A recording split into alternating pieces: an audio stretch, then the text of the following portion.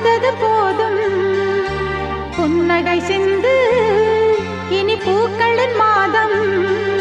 கடவுளும் நீயும் ஒரு தாய் பிள்ளை இருவரும் தனிமரம் தானே.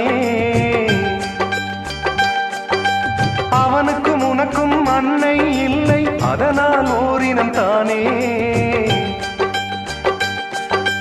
நதி என்றார்